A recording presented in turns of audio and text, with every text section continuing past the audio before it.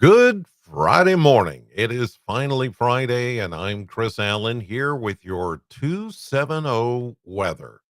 Weather for the 270 area code and beyond. Good morning to you. It's March 28th. Got a lot to talk about because of the threat of severe weather that we're still looking at for Sunday, specifically Sunday night into early Monday morning. So we're going to get right to it this morning. We'll start with the view outside with the Plano cam looking live here at 7:01 a.m. Central Time. There you see a pretty nice view. Got a few scattered clouds around this morning. Today, I think today is going to be mostly dry. There is a very slim chance that somebody could pick up a passing shower or two. But otherwise, this is what you're going to get today: scattered clouds and sunshine, with that very small chance that somebody could get a shower. Otherwise, not bad. It's going to be warm and breezy. It's not so much breezy yet, but it's going to get rather breezy as we go throughout the day. So prepare for that as well. All right, looking back at the numbers from yesterday, we had a high of 73 at the Bowling Green Airport, 9 degrees above the normal of 64. And then we had a low of 40 yesterday morning. And we did have a few passing showers yesterday, as you know. Some of you picked up sprinkles, others didn't see anything, but it's really like a trace. I mean, if you think about it, hundredths, 400ths of an inch of rain. It's barely anything. Um, Not much happened with these showers yesterday morning. As you'll recall, we had those around this time. All right, here's a look at radar this morning. Nothing going on here. There's some showers north of the Ohio River, but not a whole lot taking shape just yet. And as I mentioned, there's not a whole lot that's going to go on today as far as shower activity. Here's the view from the high resolution satellite. And you can see that we've got those scattered clouds that I just showed you on the Plano cam this morning. And winds are fairly light. They're coming out of the south and southwest at about 5 to 10, but there's some breezy air back here to the west as the warmer air starts to really rush in today, and the winds start to tighten up. The isobars, equal lines of pressure, they start to tighten up between high pressure and low pressure. Then we're going to start to get the winds this morning. And temperatures are pretty nice this morning. They're much milder than what they have been lately. As a matter of fact, we take a look at the Kentucky Mesonet network, and you can see that we've got a lot of 50s, even a few 60s showing up this morning. 61 right now, close to Glasgow at that particular Mesonet site in Barron County near Bon Air. Then you've got upper 50s, mid 50s. Oh, there's a 62 up at Litchfield in Grayson County. Then you've got 55 near Morgantown, a couple of 50s, mid 50s there, low 60s back into Western Kentucky. So everybody, except for that one spot near the Cumberland River, right at the Cumberland River in Burkesville, is the coolest at 47. But once the sun hits that particular sensor, then the temperature will even out with everybody else. Let's check precipitation past 24 hours. As I mentioned, mere traces of light rain from yesterday. 400ths, 1/100th, 2/100ths. I mean, just really, really light stuff. Winds, as I mentioned, are coming out of the south, very light at about 2 to 5. There's a couple of 6, 7s, 8s in there. There's an 11 down in Franklin. Breezy conditions will come around today, but as of right now, there is a light breeze at about 10 to 15. So, but that's going to pick up today. Also going up, the moisture content. These are dew point temperatures. So we have temperatures in the upper 50s, near 60 this morning. Dew points are still fairly dry, as you can see. There's not a whole lot of moisture in the air, but once these dew points start catching up with the air temperature, then you know that with the dew points getting into the 50s and then 60s as we head into the weekend, that's going to be a sign of some very ample moisture. And that's one of the things that you need for stormy weather. And it's going to get there, going to get there pretty soon. Let's check the maps before we talk about the severe weather threat, because I want to set this up for the timing and the way things are going to progress eastward over time. This is the current picture this morning with the warm front, and there are those tight lines that I showed was talking about, isobars, equal lines of pressure, each one of these lines. And when they tighten up like that, that is when you get a lot of wind. So the winds today will pick up from the southwest and become breezy. We could have some gusts, maybe up to 30 miles per hour at times. High pressure ridge moving away now off in the Atlantic. That's going to open up the Gulf of Mexico, or excuse me, Gulf of America, Gulf of America. And it's, going to bring the moisture in. So, not so much today are we going to see shower activity. I think that's going to hold off a little bit longer. Here's this afternoon. Here's this evening. There could be a passing shower, but the winds will tighten up. Here comes a chance of showers early tomorrow morning in parts of western Kentucky. And here's our big system out west of us and tightening up as it moves closer. Now, here is 7 a.m. Saturday, some showers right along and west of 65. The rain and thunderstorms we get tomorrow don't look severe. As I mentioned yesterday, if you watched yesterday, I mentioned that it looks like it's going to be, a pretty good canopy of clouds. It's going to be a lot of rain, some thunderstorms, but your garden variety type stuff, I don't think this is going to be much of an issue to worry about tomorrow. So here we go into 7 a.m. Saturday morning.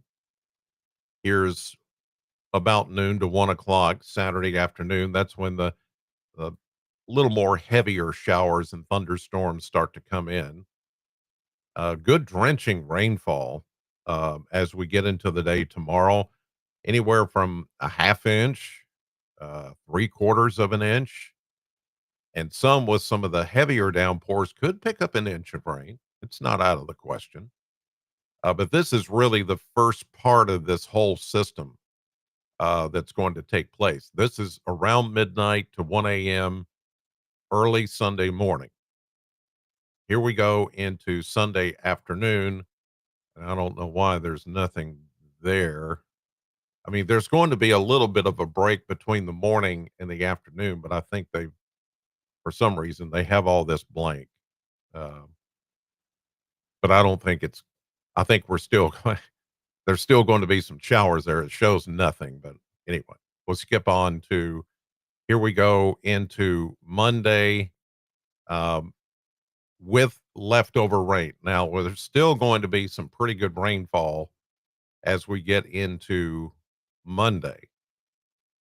Leftovers from the frontal boundary and the system coming through. And you see they paint the severe weather out in eastern Tennessee. By then, it will be there.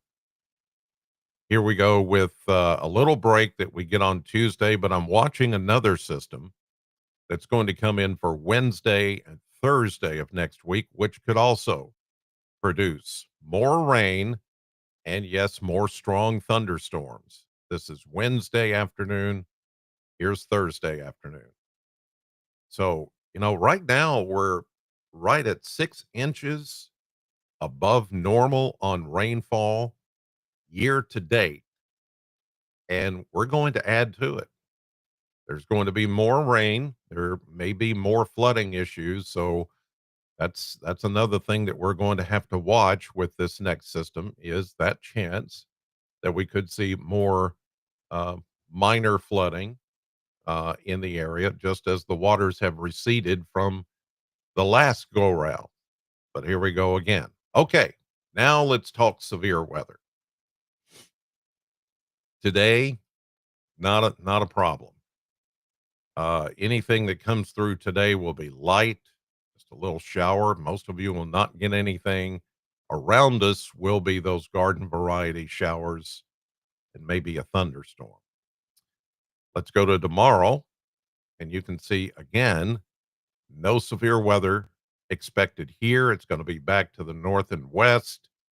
This is all your garden variety rain and thunderstorms, general thunderstorms. Um, nothing, nothing to worry about here tomorrow. So you've got today, you've got tomorrow to have everything in order for Sunday. Now we're in the window of the 3-day threshold, if you will, where the Storm Prediction Center and the National Weather Service take that big yellow area that we've looked at all week long, and now they start to better define how this is going to play out with different risk factors. And so you've got your levels now, and we're in a level 3 enhanced risk, which this pretty much is the area that I have been saying would see the greater risk, or really I had a line drawn west of Bowling Green and most of western Kentucky, southern Indiana, Illinois, Boot Hill, Missouri, Arkansas, West Tennessee. They've broadened it just a little bit more, and we knew that this would probably flex and change shape a little bit as we got closer to the event. But a level 3, that's an enhanced risk for severe weather. So there is also a tornado threat, which I'll show you in a moment. But here we go, level 3, level 2 into eastern Kentucky, and then a level 1 far to the east in Kentucky for Sunday afternoon and Sunday night. The severe weather outlook, um, we're in a hatched area, which means greater than a 10% probability of significant severe weather. So that makes it a little more like, you know, we really need to pay attention. Not only do we have the severe weather threat at 30 to 40, say 30 to 45% chance of getting severe weather, which is, according to how things, you may not think that's very high, but in the realm of severe weather, that's high enough to produce damaging wind, large hail, intense lightning, flooding rains, and yes, even tornadoes, especially when we have this hatched area with the little black lines in there. So that means there could be significant severe weather as we get into Sunday night. I know that's not what you want to hear, but it's a valid scenario based on what we're seeing. Now, um, they stop there. As we get into tomorrow, we'll see added graphics here, one for tornado, one for hail, one for damaging wind. They haven't done that yet. They may even do it later today, but typically it's a day out or day and a half out that they'll start getting even more defined of how this is going to play out with the different threats. These are just the risk levels today, but later on we'll have the individual threats. But everything is on the table. Everything. I'm not going to say this time that there won't be tornadoes here. We've escaped it. Think about it. The last 2 or 3 times we've had severe weather lately, we have not had to deal with tornadoes. This time, we might have to. Although there are some components in the atmosphere that may just keep us in on the severe side and not the tornado side, but we will just have to wait and see how all that plays out. Monday, there will still be a risk of severe weather from I-75 east, but we'll be out of it. And then we'll just have a lot of leftover rain as we get into Monday. Okay, let's go to the model viewer. The blender is what I call it. It takes the models and blends them all together and then spits out an average. And, most of the time, this is pretty accurate.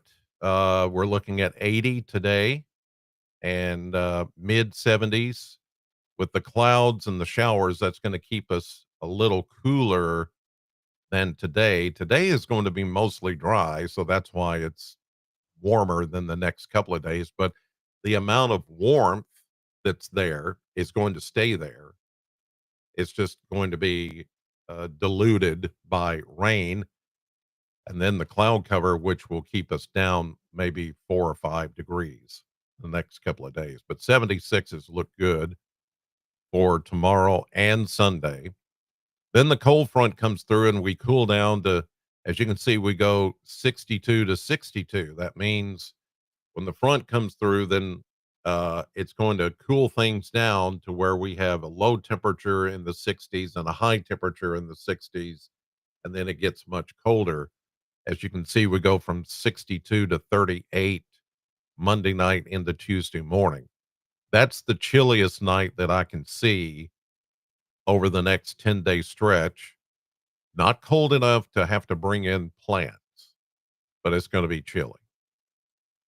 Then we go 60s for the first. This is the first day of April, which is Tuesday, April Fool's Day.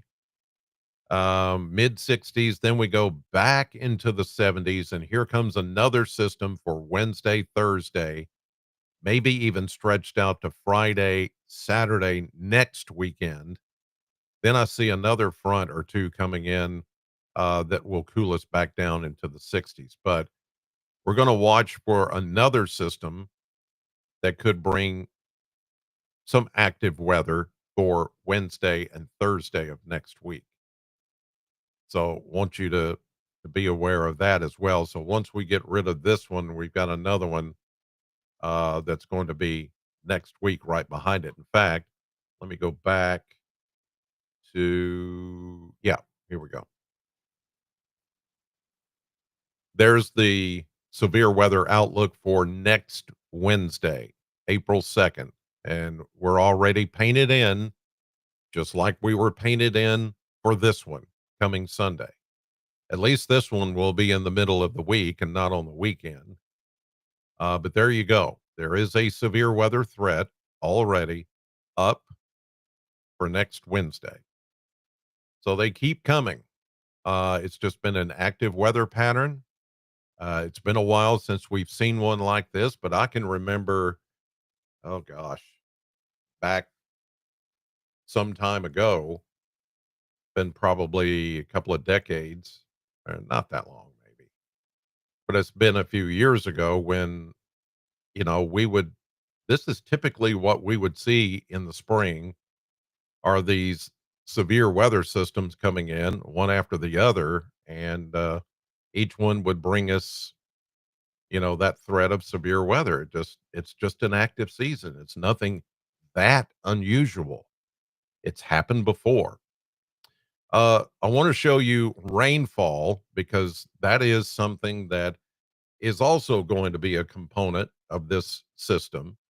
And as I've mentioned, we could get some heavy rain out of this. This is the graphic that I showed last night on News 40, and you can see it at WNKY.com. There is an area here, and I've got it with a black line kind of outlined here. The deeper moisture is going to be right along the Ohio River, the Wabash River, the Rough River, the Green River. Here we go again. Look at that. 2.5, 2.5, 2.5, 3, 3. It wouldn't surprise me to even here in Southern Kentucky have some reports of 3 inches or more of rain when we get the heavier thunderstorms coming through. Not so much the severe weather side, but like on Saturday and Monday. I think those are the two times that we could have very heavy, just drenching downpours without the severe weather. The severe weather, I think, is going to be confined to a period of a couple of hours Sunday night. But around that, there are going to be these times when we have, some of this heavy rain, 2 inches, inch and 3 quarters. I mean, even east of us, that's a lot of rain. But it's through Monday, as the banner says up here. Um, so it's collectively, it's not all at once, but some of you, I wouldn't be surprised if some of you, with those of you that have a rain gauge, you may get a couple of inches of rain within a few hours. And then you exceed this collective that you're seeing here over several days of rainfall. And that's going to cause some minor issues with flooding. So that's the other thing we can't dismiss. I know the focus is really on the severe weather threat, the storms and the tornadoes and things like that, the wind, but really the rain is also going to be a factor. And we're going to find the Green River Basin again having some issues with flooding with all that rain. All right, here's the 7-day forecast as I showed you last night on News 40. And we're going to go with 80 today. Really, not even a 20% chance. I'm going to say a 10% chance. If there, I hardly ever post a 10% chance, but there's just not that much of a chance of a shower today. Most of you will go without the rain. Then we go 76, 40 to 60% chance of showers, especially tomorrow night. That rain chance goes up to 60%. And then we go 60 to 70% Sunday, even up to 100% chance, even though it's not stated there, Sunday night when the severe storms are due to roll in. And then on Monday, start with a 90 to 100% chance of heavy rain. And then that goes down to about 30%. During the day on Monday. As the cold front comes through, the dew points come down, the temperature comes down, the winds shift direction from the southwest to the northwest with the passage of the cold front. But then we get a break on Tuesday before here comes trouble again.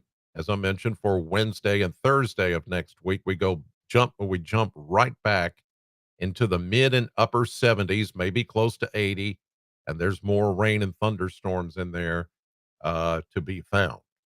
So, yeah, they just keep coming, as I mentioned. Okay, good morning to everybody that's in the chat room this morning. I appreciate it so much. It's going to be uh, an active weekend.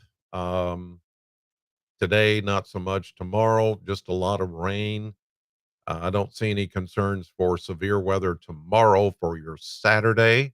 So you should be good to go there. But it is Sunday night specifically into early Monday morning. Yes, I know I don't like it either because it's one of those where we go into the night with the threat of severe weather. That's never a good thing.